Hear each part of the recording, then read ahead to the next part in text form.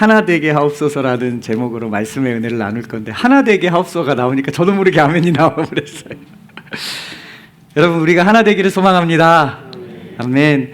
오늘 이 말씀을 가지고 하나 되게 하옵소서, 하나 되게 하옵소서라는 제목으로 여러분과 잠시 은혜를 나누도록 하겠습니다. 성경에 보면 주님이 오실 날이 가까울수록 거짓 선지자, 이단들이 갈수록 많이 등장한다고 기록을 하고 있습니다. 그러니까 여러분, 이단들이 등장하고 이단들이 막 전도하고 다니는 것을 보면서 성경이 말씀하시는 게 이루어지는구나, 그냥 그렇게 인식을 하시면 돼요. 그렇다고 그 이단들에게 동조하셔서는 안 됩니다. 우리나라에도 이런 이단과 거짓 선지자들이 정말 많이 있죠. 이단들, 거짓 선지자들, 이런 사람들의 특징이 개인적으로는 크게 세 가지가 있는 것 같다라는 생각이 들었습니다. 첫 번째는 집단 생활을 합니다. 집단 생활. 그리고 두 번째는요, 교주를 신격화합니다. 저희 교회가 이단이 되려면 저를 신격화해 주시면 됩니다. 하지 마세요. 세 번째는 외부적인 정보와 시선을 자꾸 차단합니다. 그래서 자기만의 왕국을 만들죠. 여러분, 혹시 시간이 좀 지났는데 은혜로 교회 신옥주라는 사람에 대해서 들어보셨나요? 한국에서 이제 교회를 하던 분이 피지라는 곳으로 자기 성도 몇백 명을 데리고 피지로 가서 그곳에서 이제 함께 신앙생활하면서 지상낙원을 만드는 거죠.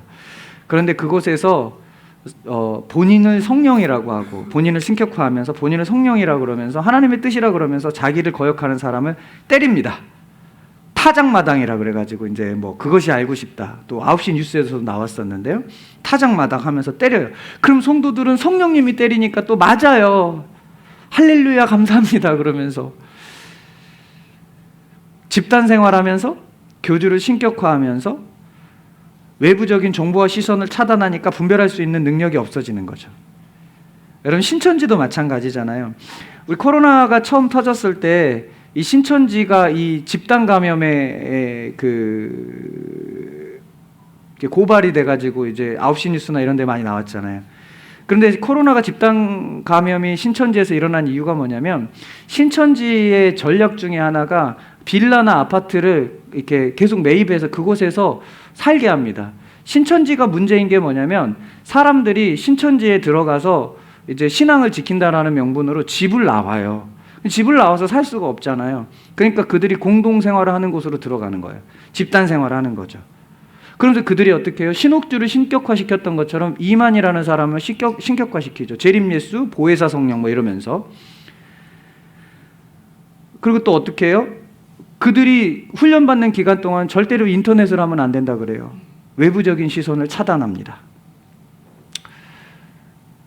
집단 생활을 하고 교주를 신격화하면서 외부적인 시선을 차단하면서 사실은 뭐를 빼앗는 거냐면요, 자유를 빼앗는 겁니다. 그런 의미에서 이단들은 구원이라는 이름으로 사람들의 자유를 박탈합니다. 그런데 성경은 이렇게 얘기하죠. 주의 영이 계신 곳에 뭐가 임한다? 자유가 있다라고 이야기를 합니다. 여러분, 우리는 공산주의를 싫어하죠. 여러분, 이승복이 나는 콩사탕이 싫어요 그랬는데 공산당이 싫어요 그런 줄 알고 안 웃으시네요. 네, 공산당이 싫어하잖아요.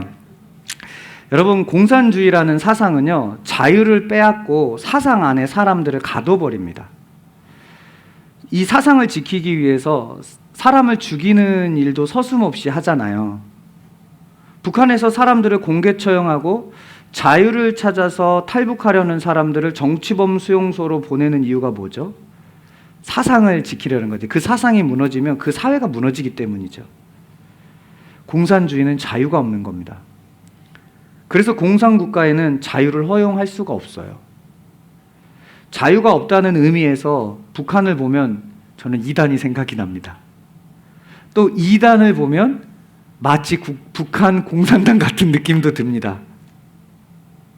그래서 우리는 그 이단들의 어떤 사진에서 질서정연하게, 왜 신천지 영상 나오면 질서정연하게 막 이렇게 치잖아요. 그걸 보면서 와, 질서 정연하다 이렇게 얘기하는 게 아니라 정말 자유가 없어 보인다 이렇게 표현하지 않습니까? 또 우리 북한의 열병식 할 때 얼마나 이렇게 막 탁탁 맞아 떨어집니까? 그걸 보면서 와, 질서 정연하다라고 이야기를 하지 않고 와, 자유가 정말 없어 보인다라고 이야기하죠. 그래서 이단을 보면 북한이 보이고 북한이 보이면 이단이 보이는 것 같습니다. 그런데 이렇게 같이 보이는 이유는 그곳에 자유가 없기 때문이 아닐까요? 요한복음 8장 32절은 분명히 이렇게 얘기합니다. 진리를 알지니 진리가 너희를 자유케 할 것이다. 진리는 우리를 자유로 인도합니다. 예수님을 잘 믿는 사람들에게 자유롭게 살아봐! 이렇게 한다고 그 예수님 믿는 사람들이 아무도 안 보기 때문에 도둑질해야지 그러면서 도둑질 할까요?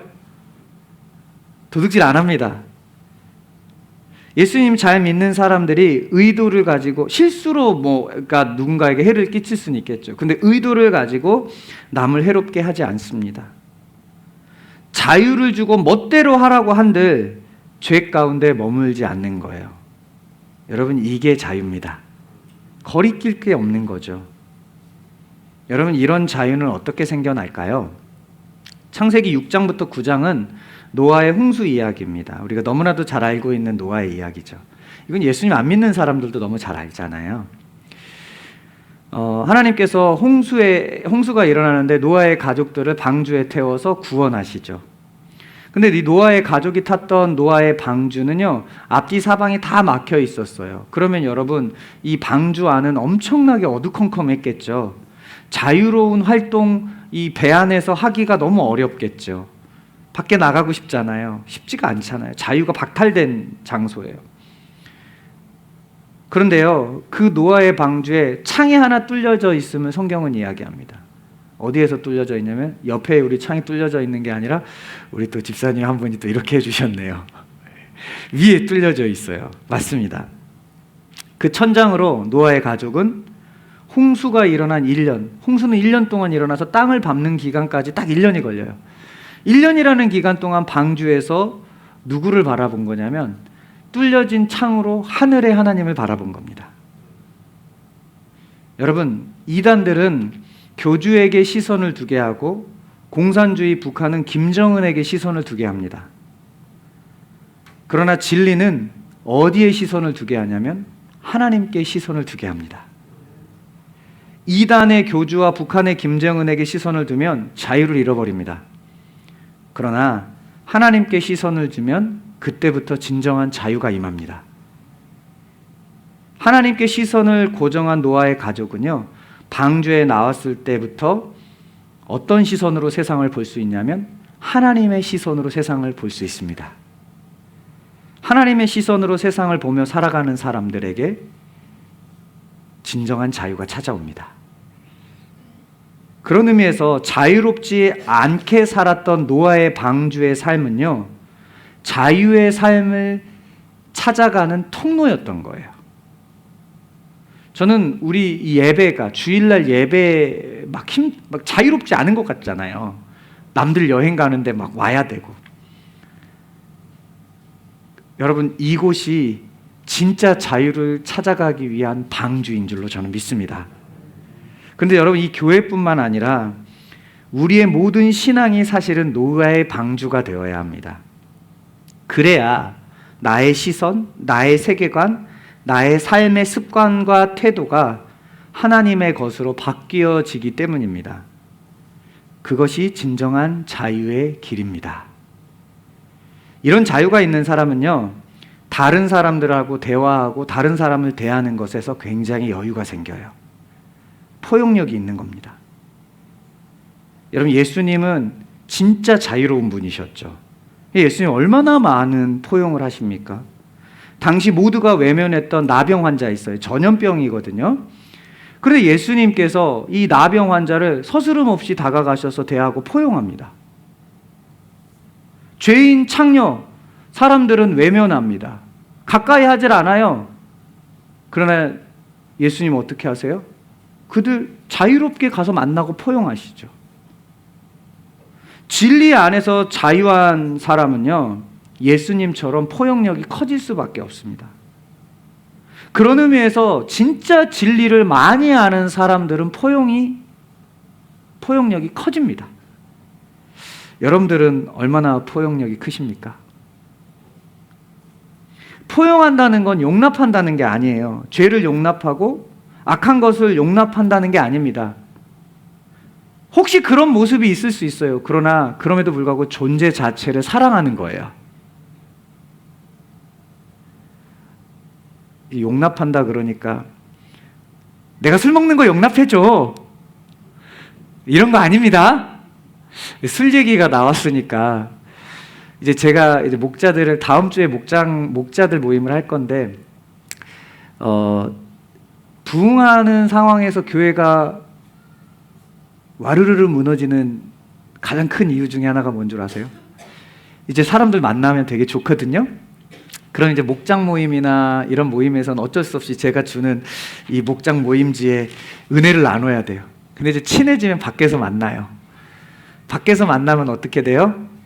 이제 밖에서 만나더라도 집사님들 또 뭐 이렇게 직분자들 또 교회 이름으로 만나잖아요. 근데 친해지면서 어떻게 되냐면 이제 술 한 잔씩 하는 거예요. 그때부터 교회는 무너집니다. 네. 그런 거 포용하라는 게 아닙니다. 제가 이런 얘기 왜 하냐면, 어떤 교회가 수련회 갔다가 술판 벌려가지고 그 이후부터 교회가 무너지기 시작했다는 얘기를 들었어요. 아, 이게 모이는 것도 조심히 모여야겠구나. 잠깐 삼천포에 빠졌습니다. 여러분, 우리가 포용한다는 건 이런 것까지 용납한다는 건 아니죠. 그냥 그 대신 존재 자체를 사랑하는 걸 얘기하는 겁니다. 완전한 자유가 무엇인지 아는 사람은요, 존재를 사랑하고 포용하는 겁니다. 병이 있고 죄가 있고 아픔이 있어도 하나님의 형상으로 지음받은 존재이기 때문에 그 존재를 사랑할 수 있게 되는 거예요. 포용하는 거죠. 성숙한 신앙이란 하나님이 주신 자유를 이렇게 사용하는 겁니다. 지난주에 명절이었잖아요. 아마 친지들을 만날 때 술을 먹는 문화가 있는 가정들이 있었을 거예요. 한국 신앙의 전통에서 술 먹는 사람들 보면 신앙이 신실한 사람들일수록 불편한 마음을 갖더라고요. 아닌 척하지만 불편한 마음이 있으면 대할 때 나도 모르게 뭐가 나갑니까? 불편하게 대합니다. 술 먹는 사람이 있으면 꼭 옆에 담배 피는 사람이 있어요. 불편하게 대할 수밖에 없죠. 아유, 냄새 나는데 애들도 있는데 꼭 여기서 피워야 돼? 제가 그랬습니다. 신앙생활 할 때 내 기준에 못 미치는 누군가를 보면 마음이 불편하죠. 그래서 사람을 나도 모르게 어떻게 대하냐면 불편하게 대합니다. 자유가 없는 거예요, 사실은. 포용력이 부족한 모습입니다. 그런데 여러분, 만약에 그 상황에서 예수님이라면 어떻게 하셨을까요? 저는 이 질문이 굉장히 중요하다고 생각합니다. 예수님이라면 어떻게 하셨을까? 의외로 많은 사람들이 나와 조금 다른 생각을 가지고 나와 신앙의 관점이 다른 사람을 보면 불편하게 생각을 합니다. 저도 그런 부분이 여전히 있습니다. 그런데 예수님이라면 어떻게 하실까요? 신앙에 성숙한 사람은요, 포용력이 굉장히 커집니다. 자유하기 때문에 포용할 수 있는 거죠. 여러분, 얼마나 자유하십니까? 성도들의 이야기를 들어보면 사실 매여 계신 분들이 너무나도 많아요. 아무것도 아닌데 너무나 매여 계신 분들 많아요. 이제는 자유로 나아가기를 축복합니다. 성경은 말하고 있어요. 진리를 알면 진리가 우리를 자유케 한다고 말합니다. 저는 이 말씀을 믿습니다. 우리는 2주 전에 알다라는 단어에 대해서 배웠잖아요. 알다는 히브리어로는 야다, 헬라어로는 기노스코. 근데 야다, 기노스코라는 단어가 모두가 똑같이 쓰여요. 부부가 결혼해서 하나가 될 때, 남자와 여자가 서로를 알아갈 때, 그때 쓰는 단어가 알다라는 단어예요. 여러분, 우리가 예수님을 믿는 건 예수님과 하나 되는 겁니다. 아는 거예요. 그렇게 점점 더 관계가 깊어지는 거죠. 그때 여러분 진리 안에서 우리가 자유를 진짜 찾아간답니다. 그러니 예수님을 정말 신실하게 믿는 사람일수록 우리 안에 뭐가 있어야 되죠? 자유가 있어야죠. 포용력이 생겨야죠. 여러분, 예수님을 안다는 건요, 지식이 충만해지는 게 아닙니다. 예수님의 이름으로 다른 사람을 포용하는 겁니다. 그래서 예수님 뭐라 그런지 아세요? 너희들 교사가 되지 말고 너희들 아비가 되라 그래요. 왜 그럴까요? 아비가 포용하기 때문에 그래요. 여러분, 팔복에서도 보니까 우리 지난주 큐티 말씀에 가르치기만 하는 사람은요, 천국에 가긴 한대요. 근데 작은 자래요. 근데 뭐라 그런지 아세요? 행하고 가르치는 거예요. 뭐가 먼저예요? 행하는 거. 사도의 행전을 쓴 누가라는 사람이 누가복음도 써요. 누가복음을 쓴 누가가 사도행전 1장 1절에서 누가복음을 한 문장으로 요약하는데 예수님이 이렇게 얘기했대요. 행하고 가르쳤다. 이렇게 얘기해요. 행하는 게 먼저예요. 예수님을 아는 건 먼저 그렇게 포용하는 것으로 행하는 겁니다. 저는 저와 여러분들이 예수님을 정말 알아서 자유로 사람들을 포용할 수 있는 은혜가 있기를 축원합니다. 지난 여름 성경학교 때 우리 교회를 섬겨준 교회가 분당에 있는 샘물교회입니다. 샘물교회. 이 교회 원로 목사님 성함이 박은조 목사님인데요. 이분은 대중적으로 알려지지는 않았어요. 그런데 저와 같은 목회자들에게는 굉장히 유명한 교회입니다. 그리고 유명한 목사님이고 잘 알려진 목사님이고 굉장히 존경받는 어른이에요. 어른. 저 어른을 만나는 게 참 좋은 것 같아요. 지난 여름 성경학교 때 책임자로 오신 전도사님이 저랑 신학 관점이 굉장히 비슷해서 이분이랑 꽤 오랫동안 교제를 하고 있어요. 지금 이분은 현재 기독교 교육학과 교수님이셔요. 그런데 이제 전도사님을 안수를 안 받고 그냥 사역을 하고 계시는 거죠. 근데 그분이 이제 박은조 목사님이 지금 원로 목사님이 되셨는데요. 현역에 있을 때부터 그 교회에서 사역을 하고 있고 지금까지 사역을 하고 있습니다. 그런데 그 전도사님, 그 기독교 교육학과 교수님이신 그 전도사님이 현역에 있을 때 박은조 목사님을 보면서 궁금한 게 있었대요. 정말 이거는 꼭 물어보고 싶었대요. 그래서 그걸 물어봤답니다. 그게 뭘 물어봤냐면 샘물교회는 장로교 중에서도 고신교단에 속해 있는 교회입니다. 우리 성결교회도 서울신대를 필두로 하는 기독교 대한 성결교회가 있고 성결대학교를 필두로 한 우리 교회 예수교 대한 성결교회가 있고 나사렛 대학교로 얘기하는 나사렛 성결교회가 있습니다. 이렇게 세 개의 성결교회가 있어요. 장로교는 무지 많습니다. 근데 그 중에 대표적인 몇 개의 교단인데 그 중에 하나가 고신교단인데 이 고신교단의 특징이 뭐냐면요. 우리나라에서 가장 보수적인 교회예요. 지금도 드럼을 치지 않는 교회가 있을 겁니다. 그럼 얼마나 보수적인 교회인지 아시겠죠? 그리고 오직 말씀, 이건 좋은 거죠. 그래서 고신의 가장 큰 강점은 말씀에 있어요. 보수적인 교단일수록 어떤 걸 경계하냐면 은사 운동을 굉장히 경계합니다.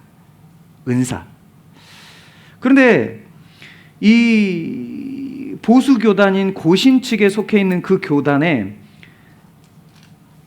그 박은조 목사님이 현역에 있을 때 은사를 그렇게 강조하고 막 뭐 신비주의적으로 막 이렇게 하는 분이 계셨대요. 물론 조심해야 됩니다. 그런데 신학의 관점이 저랑 비슷한 이 전도사님이 그게 너무 불편하더래요. 그리고 이 고신의 신학과도 너무 맞지가 않는 거예요. 그래서 담임 목사님에게 가서 여쭈었대요. 목사님, 정말 궁금한 게 있는데 저 사람 우리 교단 목회자도 아니고 이 고신의 색깔과도 너무 안 맞고 은사, 이게 조심성이 필요하잖아요. 근데 왜 저분과 동역하세요? 이렇게 물어봤대요. 그랬더니 목사님이 그러시대요. 성경에 나와 있잖아.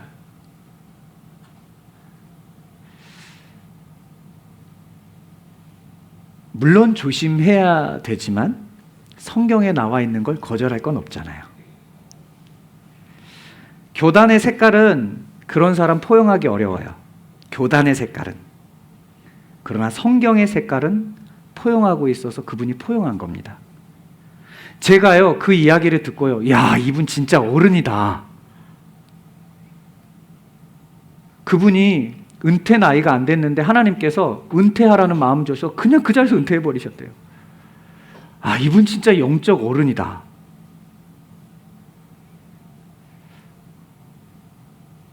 그리고는 그냥 부목사님에게 담임 자리 주셔버렸대요. 그만큼 포용력이 큰 거죠. 저는 그때부터 제 안에 어떤 소망감이 생겨났어요. 그게 뭐냐면요, 신앙의 스펙트럼을 넓혀야겠다. 신앙의 스펙트럼을 막 넓히면 내 신학관과 다르더라도 성경에 나와 있으면 그걸 수용할 수 있잖아요. 그래서 그때부터 제 신앙의 스펙트럼을 넓히려고 무던히 노력을 하고 있습니다. 여전히 잘 안 돼요. 여전히 제가 불편해하는 책들을 보면 거절감이 듭니다. 그러나 노력을 합니다. 왜냐하면 이해하고 포용하는 사람이 진짜 어른 아닙니까? 신앙에 여러분 어른이 필요합니다. 신앙에 어른이 너무 없어요. 교회에도 어른이 필요합니다. 어른이 너무 없어요. 할머니, 할아버지가 되면 포용력이 굉장히 좋아지는 것 같아요. 그래서 손주들, 부모님들 엄마 아빠 입장에서는 저거 안 먹여야 되는데 할머니, 할아버지들 뭐예요? 괜찮아, 괜찮아. 다 포용해 주잖아요. 여러분, 영적 나이가 들어가잖아요. 신앙생활을 한다고 신앙생활 연수가 길어진다고 영적 나이가 들어가는 게 아닙니다. 진짜로 영적인 나이가 들어가잖아요. 진짜로 영적으로 성장하잖아요. 포용력이 점점 커질 수밖에 없는 거예요. 왜요? 예수와 내가 점점 연합해되기 때문입니다. 요한복음 17장, 우리 계속해서 17장을 살펴보고 있는데요. 요한복음 17장은 죽음을 앞두고 있는 예수님께서 마지막으로 기도드리는 장면이에요. 오늘 11절은 이렇게 말을 하고 있습니다. 11절 한 번만 더 읽어볼까요? 11절 다 같이 시작. 나는 세상에 더 있지 아니하오나 그들은 세상에 있사옵고 나는 아버지께로 가옵나니 거룩하신 아버지여 내게 주신 아버지의 이름으로 그들을 보전하사 우리와 같이 그들도 하나가 되게 하옵소서. 아멘. 여러분, 제자들을 향한 기도입니다. 예수님께서 기도하는데 제자들을 향하는 기도예요. 근데 뭐라고 기도하냐면 하나 되게 하옵소서. 여러분, 하나 된다는 게 무슨 말이에요? 어린 시절 로봇들이 여러 개가 있는데 그 로봇 여러 개를 하나로 합체해서 하나가 만든 그런 건가요? 그런 게 아니죠. 예수님께서 하나 되게 하옵소서 하기 전에 이런 문장이 있습니다. 우리와 같이 하나 되게 하옵소서. 여기서 우리라는 말은요, 우리와 같이의 우리라는 말은요, 성부, 성자, 성령 삼위일체를 이야기하는 겁니다. 삼위일체 하나님이 하나 되었듯 우리도 이곳에서 하나 되어야 한다는 겁니다. 마태복음 3장에 보면 예수님이 세례를 받으시는 장면이 나오거든요. 그 말씀에 보면 이 삼위일체 하나님이 하나가 되어서 어떻게 역사하는지를 보여주는 장면이 나옵니다. 먼저 성자 예수님이 이제 공생애를 시작하기 전에 뭐 하냐면 세례 요한에게 세례를 받으러 가요. 이게 세례를 받으러 가는 장면에 그 세례 받는 대상이 누가 되는 거예요? 성자. 그때 성령이 뭐같이 임해요? 비둘기같이 임하죠. 그리고 세례를 탁 받고 나서 하늘에서 음성이 쫙 들려와요. 하나님의 음성. 뭐라고 하죠? 이는 내 사랑하는 아들이다. 각자 다르게 역사하지만 그 상황 속에서 하나로 역사합니다. 주님이 말씀하신 하나됨은 바로 이런 겁니다.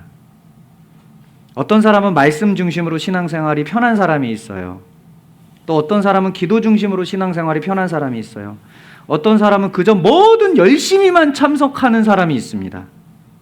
또 어떤 사람은 물질로만 헌신하려고 하는 사람들이 있어요. 각기 다른 모습이지만 이 모든 것이 하나로 어우러지는 모습을 가지라고 주님께서 하나 되라고 하신 거예요. 그럴 때 하나님의 역사가 이루어집니다. 저 사람은 말씀만 강조하고 기도는 안 해. 저 사람은 기도만 하고 말씀은 안 봐. 큐티 안 하잖아. 나는 열심히 교회 일 참석하는데 왜 저 사람은 교회 일 안 하는 거야? 이런 마음들이 하나 되지 못하게 합니다. 오늘 주님 우리에게 이렇게 말씀하십니다. 우리와 같이 하나 되게 하옵소서. 교회를 핍박했던 바울이요, 예수님을 만나고 교회의 지도자로 세워질 수 있게 결정적인 역할을 했던 사람이 누구냐면 바나바라는 사람입니다. 바나바는 이름의 뜻이 위로의 아들이에요. 이 사람 어디 가나 위로하고 피스메이커예요. 이 바나바가 그때부터 바울과 굉장히 좋은 동역자가 돼서 주의 일을 감당합니다. 바울은 총 3번의 전도여행을 가요. 바울이 로마로 끌려가는 것까지 전도여행이라고 취급하면 총 4번의 전도여행을 갑니다. 첫 번째 선교여행 때 바나바와 함께 선교를 가는데 바나바가 얘기해요. 저기 우리 조카 마가라는 애가 있는데 이 마가를 데리고 가면 좋을 것 같아요. 그래서 마가를 착 데리고 갑니다. 근데 여러분 사도행전 2장에 누구 집에서 기도하다 성령의 불을 받아요? 마가 다락방, 이 마가네 집이에요. 근데 다락방이 120명이 들어갈 수 있는 집이에요. 엄청난 부자입니다. 그러니까 마가는 부잣집 도련님이에요. 얼마나 온실 속에서 살았겠어요. 그런 온실 속에서 살았던 마가가 굉장히 힘든 선교지를 탁 가는데요, 선교 중간에 너무 힘드니까 견디다 못해 쓰러져서 저 집에 갈 거예요. 집으로 도망가 버립니다. 그렇게 이제 바나바와 바울이 첫 번째 선교여행을 착 마쳐요. 시간이 지나고 이제 바울이 2번째 선교여행을 이제 또 바나바랑 떠나려고 그러는데, 바나바의 별명이 뭐라고요? 위로의 아들이잖아요. 피스메이커잖아요. 바울에게 가서 얘기해요. 바울, 실수할 수 있잖아요. 우리 마가 한 번 더 데려갑시다. 그때 바울이요, 노발대발해요. 지난번에 중도 포기한 게 너무 괘씸한 거예요. 어떻게 주의 일을 하는데 그렇게 할 수 있어? 절대로 용납 못해. 그 사람 틀렸어. 이러면서 한 번만 기회 주자는 바나바한테 거절합니다. 근데 바나바는 자기 조카잖아요. 또 사람을 세우는 사람이에요. 바울, 초대 예루살렘 교회가 바울 받아들이지 않는다고 했어요. 근데 바나바가 중재해가지고 바울을 받아들인 거거든요. 이미 바울이 그런 경험이 있는데 자기 앞에서 한번 실수했다고 안 받아들여요. 안 돼! 그러면서 어떻게 하냐면 바나바와 다툼이 이루어져요. 그래서 바나바와 바울이 그래서 헤어지게 됩니다. 시간이 지난 후에 바울이 한 가지 깨닫습니다. 이렇게 헤어진 다음에 바나바가 사역을 안 했을까요? 바나바는 계속해서 하나님의 사역, 자기가 할 수 있는 일을 합니다. 봤더니 와우, 바나바를 통해서 하나님의 일이 이루어지는 거예요. 와, 자기가 별로라고 생각했던 마가를 통해서도 일이 일어나는 거예요. 그래서 바울이 한 가지 깨달아요.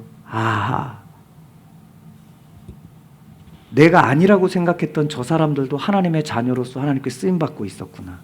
하나님은 우리 한 사람 한 사람의 각각 다른 성격과 다른 방향성이 있을지라도 그것을 종합해서 사용하는구나.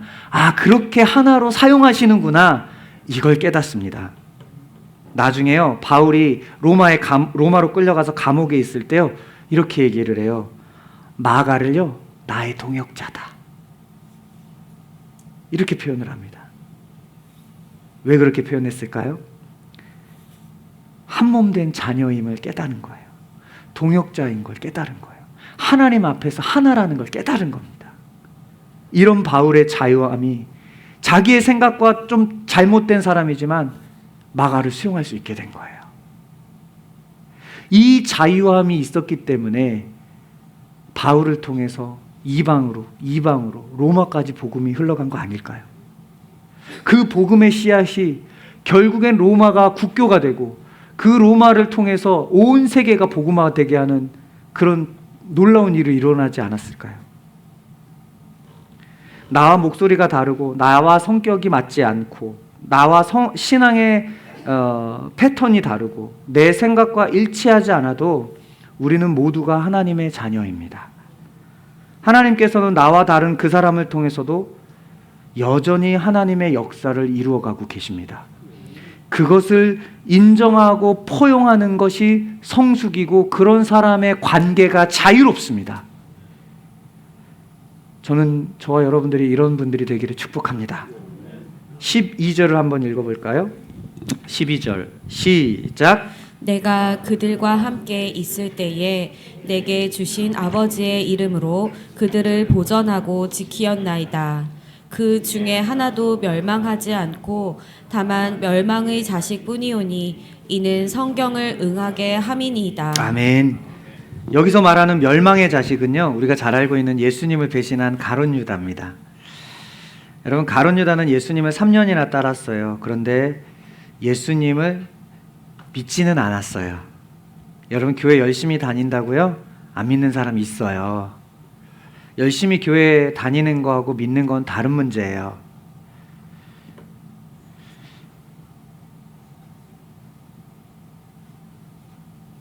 예수님을 하나님으로 믿지 않는 사람도 예수님을 따라다니면서 교회 왔다 갔다 할 수 있습니다. 그런데요, 이런 사람들은요, 어느 순간에 육체적인 이익을 얻지 못하면요, 언제고 가룟 유다처럼 하나님을 떠날 수 있습니다. 교회를 떠날 수 있어요. 이런 사람들은 예수님을 등질 뿐만 아니라 우리 모두가 하나님의 자녀라는 사실도 절대로 인정하지 않아요.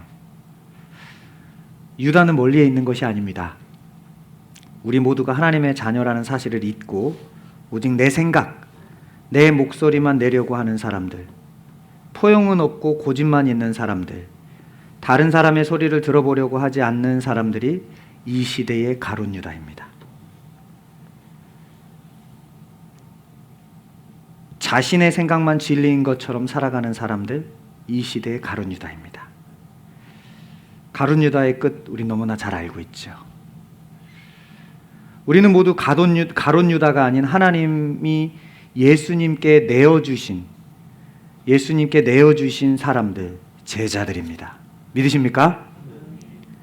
그러니 우리가 진정한 자유의 사람, 성숙한 사람이 되기 위해서는요, 나와 다른 목소리를 꺼려하지 마십시오. 특히 교회 안에서 나와 다른 목소리가 있더라도 꺼려하지 마십시오. 다른 사람의 생각 무시하지 마십시오. 다른 사람을 존중할 때 우리는 지금까지 경험하지 못했던 주님의 새로운 역사를 경험할 거예요. 어떤 새로운 역사를 경험하냐? 나는 은사는 배척했어요. 근데 은사를 경험하는 사람들을 수용하면 은사를 경험하게 될 거예요. 나는 말씀을 배척했어요.